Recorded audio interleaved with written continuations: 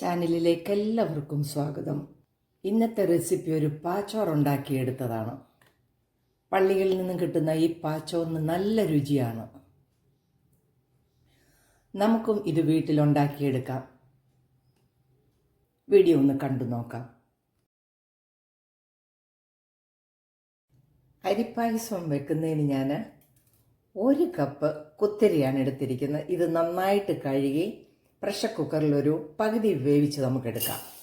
പകുതി വേവിച്ച് കഴിഞ്ഞിട്ട് തേങ്ങാപ്പാലിലാണ് പിന്നെ ഞാൻ വേവിക്കുന്നത്. അതുകൊണ്ട് നമുക്കിത് കഴുകി ഒന്ന് പ്രഷർ കുക്കറിൽ ഒന്ന് വേവിച്ചെടുക്കാം. നമുക്കൊരു 3 കപ്പ് വെള്ളം ഒഴിച്ചു കൊടുക്കാം. ഈ വെള്ളത്തിൽ നമുക്ക് അരി ഒന്ന് പകുതി വേവിച്ചെടുക്കാം. അരി വേകുമ്പോഴത്തേക്ക് നമുക്ക് ഒരു തേങ്ങയുടെ ഏകദേശം 2.5 കപ്പ് തേങ്ങ ചുരണ്ടിയതുണ്ട്. ഇതിൻ്റെ 1/4 പാലും 2/2 പാലും എടുക്കാം.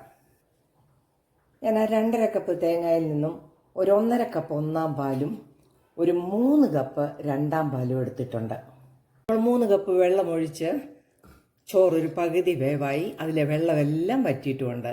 നമുക്കിതിനെ ഒരു വേറൊരു പാത്രത്തിലേക്ക് മാറ്റാം. നമുക്ക് ഈ ചോറിനകത്തേക്ക് നമ്മൾ എടുത്തു വെച്ചിരുന്ന 2/2 പാല് ഒഴിച്ചു കൊടുക്കാം.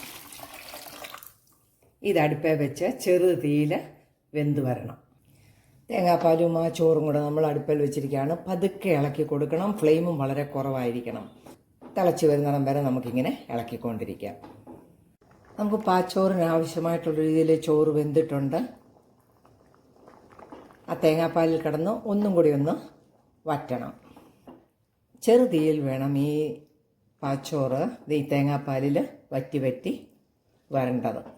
ഇതിലേക്ക് നമുക്ക് ശർക്കര പാനി ഒഴിച്ചു കൊടുക്കാം. ഞാൻ ഒരു വലിയ ശർക്കര ഉണ്ടയുടെ പാനിയാണ് എടുത്തിരിക്കുന്നത്. ആദ്യം നമുക്ക് 1 കപ്പ് ഒഴിച്ചു കൊടുക്കാം. മധുരം പോരെങ്കിൽ വീണ്ടും നമുക്ക് ചേർത്ത് കൊടുക്കണം. ഇതിലേക്ക് നമുക്ക് 1 നുള്ള് ഉപ്പും കൂടെ ഇട്ട് കൊടുക്കാം. നന്നായിട്ടൊന്ന് ഇളക്കി കൊടുക്കാം.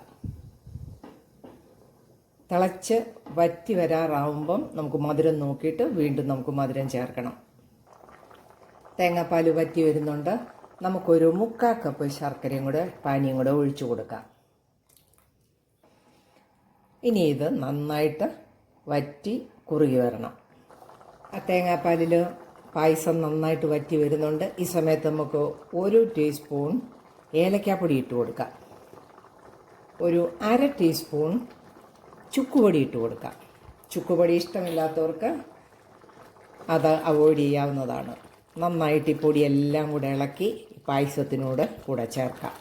1 ടേബിൾ സ്പൂൺ നെയ്യും കൂടി ഒഴിച്ചു കൊടുക്കാം. നന്നായിട്ട് ഇളക്കാം. ഏതാണ്ടൊരു 3/4% തേങ്ങാപ്പാൽ വറ്റി വന്നിട്ടുണ്ട്. ഫ്ലെയിം കുറച്ച് വെക്കണം, അടി പിടിക്കരുത്. ഇപ്പോഴാണ് മാതാവിൻ്റെ നാമത്തിലുള്ള വണക്കമാസം നടന്നുകൊണ്ടിരിക്കുകയാണ്. അതിനും നമുക്ക് പാച്ചോറൊക്കെ കിട്ടാറുണ്ട്. പായസം നന്നായിട്ട് കുറുകി വന്നിട്ടുണ്ട്. കുറച്ച് തേങ്ങാക്കൊത്തും കുറച്ച് റേസിൻസും കുറച്ച് കാഷ്യൂനട്ടും കൂടെ നെയ്യിൽ വറുത്തതുകൊണ്ട് അത് നമുക്ക് ഇട്ട് കൊടുക്കാം. നന്നായിട്ട് ഇളക്കി കൊടുക്കാം.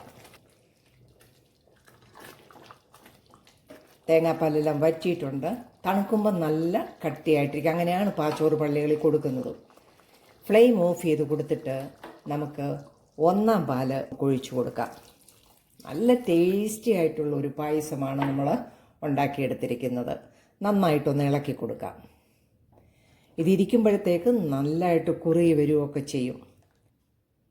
എല്ലാവരും ഈ പായസം ഒന്ന് ട്രൈ ചെയ്യണേ. ഇഷ്ടമായാൽ കമൻറ്റ് ബോക്സിൽ അതിൻ്റെ കമൻറ്റ്സ് ഇടുകയും വേണം. നല്ല വീഡിയോയുമായിട്ട് വീണ്ടും കാണാം.